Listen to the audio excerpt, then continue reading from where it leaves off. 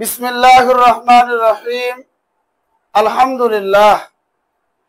ইলমুন নাহবি এর ক্লাসে আজ আমরা একটি প্রশ্নের সমাধান করব। প্রশ্নটি হলো, মাল ফারকু বাইনাল জামঈ ওয়াসমিল জামঈ? জমা এবং ইসমে জমার মধ্যে পার্থক্য কি? জমা এবং ইসমে জমার মাঝে পার্থক্য কি? এবার আমরা জামা সম্পর্কে অবগত হব। জামা বলা হয় যার ওয়াহেদ আছে, ওয়াহেদ থেকে জামা বানানো হয়, তাকে জামা বলে। তাহলে জামা কাকে বলে? যার ওয়াহেদ আছে, ওয়াহেদ থেকে জামা বানানো হয়, তাকে জামা বলে। এই জামা আবার দুই প্রকার। এক নম্বর তাসহিহ, দুই নম্বর তাকসির। জামা তাসহিহ কাকে বলে? যে জামার মধ্যে ওয়াহেদের কাঠামো ঠিক থাকে, যে জামার মধ্যে ওয়াহেদের কাঠামো ঠিক থাকে। সহজে বলতে গেলে ওয়াহেদের ওজন ঠিক রেখে যে জামা বানানো হয় তাকে জামা তাসহিহ বলে। ওয়াহেদের ওজন ঠিক রেখে জমা হলে জামা তাসহিহ। যেমন মুসলিমুন থেকে মুসলিমুনা, মুসলিমুন থেকে মুসলিমুনা অথবা মুসলিমিনা। মুসলিমুনা রফা অবস্থায় ব্যবহার হয়, আর মুসলিমিনা নসব ও জর অবস্থায় ব্যবহার হয়। এই দুটারই ওয়াহেদ হলো মুসলিমুন। সেখান থেকে ওয়ানুন বা ইয়ানুন বৃদ্ধি করে জমা বানানো হয়েছে, কিন্তু ওয়াহেদের কাঠামো ঠিক আছে, মুসলিমুন ঠিক আছে। শুধু এখানে ওয়ানুন বাড়ায় দিলাম, মুসলিমুনা হয়ে গেল। এখানে ইয়ানুন বাড়ায় দিলাম, মুসলিমিনা হয়ে গেল। এই দুটাকে বলা হয় জামায়ে তাসহিহ মুযাক্কার। আরেকটা জামায়ে তাসহিহ আছে, সেটা হলো মুসলিমাতুন। মুসলিমাতুন থেকে মুসলিমাতুন। আলিফ এবং লম্বাতা অতিরিক্তর মাধ্যমে জমা বানানো হয়েছে, কিন্তু ওয়াহেদের কাঠামো ঠিক আছে। মুসলিমাতুন থেকে মুসলিমাতুন। এই জামায়ে তাসহিহ বলা হয় জামায়ে তাসহিহ মুআন্নাস।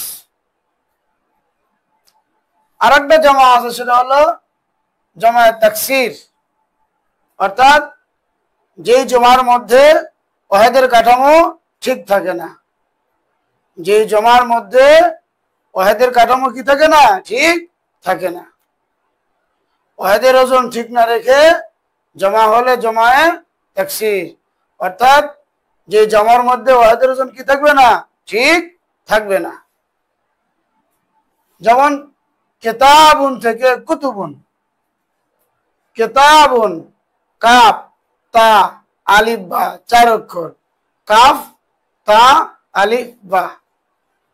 জমা হলো কুতুবুন। হরকত পরিবর্তন হয়েছে, অক্ষরও কমে গেছে। ওখানে প্রথম অক্ষর ছিল কি? কাফের নিচে জের, এখানে প্রথম অক্ষর কাফের উপর পেশ। হরকত পরিবর্তন এবং অক্ষরও কমে গেছে। কিতাবুন থেকে কুতুবুন। ওয়াহেদের ওজন কি নাই? ঠিক নাই। আবার রজুলুনের জামায়ে তাকসির হলো রিজালুন। রজুলুন 3 অক্ষর বিশিষ্ট শব্দ, ওয়াহেদ, তার জমা হলো 4 অক্ষর, র, জিম, আলিফ, লাম। আবার ওয়াহেদের মধ্যে রজুলুন প্রথম অক্ষর রয়ে জবর, এখানে জমার মধ্যে রয়ে নিচে। হরকত পরিবর্তন হয়েছে, আবার অক্ষর বৃদ্ধি পেয়ে গেছে। তাহলে কখনো অক্ষর কমিয়ে, কখনো হরফ কমিয়ে, কখনো হরফকে বৃদ্ধি করতে হয়, কিন্তু ওয়াহেদের ওজন কি থাকে না? ঠিক থাকে না। আরেকটা হলো করিয়াতুনের বহুবচন হলো কুরাম। করিয়াতুনের বহুবচন কি? কুরাম। ওয়াহেদের কাঠামো কি নাই? ঠিক নাই। এই জমার মধ্যে ওয়াহেদের ওজন কি নাই? ঠিক নাই। তাহলে আমরা কি বুঝলাম? কিতাবুনের জামায়ে তাকসির কুতুবুন, রজুলুনের জামায়ে তাকসির রিজালুন, করিয়াতুনের জমা তাকসির কোরআন। এই জমার মধ্যে কি নাই? ওয়াহেদের ওজন ঠিক না, এই জন্য হলো জমা তাকসির। এবার আসি আমরা ইসমুল জামাই। ইসমে জামা কাকে বলে? ইসমে জামা কাকে বলে? ইসমে জামা এমন ইসমকে বলে যেগুলো মূলত ওয়াহেদ জমা না, বরং ওয়াহেদ হওয়ার পরেও জমার অর্থ বহন করে, জমার অর্থ বোঝায়। এই জন্য ওয়াহেদ হওয়ার পরেও তাকে ইসমুল জামা বলে। আমরা একটু খেয়াল করি, কওমুন শব্দটি ওয়াহেদ, কিন্তু এর দ্বারা একটা জনপদ বোঝায়। একজন দুইজন মানুষ কোথায় বসবাস করে তাকে কওম বলে না, অনেক মানুষ যেখানে বসবাস করে সেটাকে কওম বলে।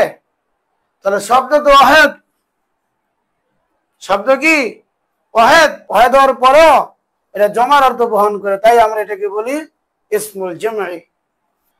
রাহাতুন শব্দটির অর্থ হলো দল। একজন বা দুইজনকে দল বলে না, কমসে কম তিনজন হতে হয়, আর তিনজন হলে তো জমা হয়ে গেল। কিন্তু শব্দটি তো ওয়াহেদ, তাহলে ওয়াহেদ হওয়ার পরেও যেহেতু জমার অর্থ বহন করতেছে, জমার অর্থ বোঝাচ্ছে, এই জন্য রাহাতুনকেও বলা হবে ইসমুল জামাই। তাহলে খোলাসা কথা কি হলো? জমা হলো যার ওয়াহেদ আছে, ওয়াহেদ থেকে জমা বানানো হয়, জমায় তাসিহ হোক আর জমায় তাকসির হোক।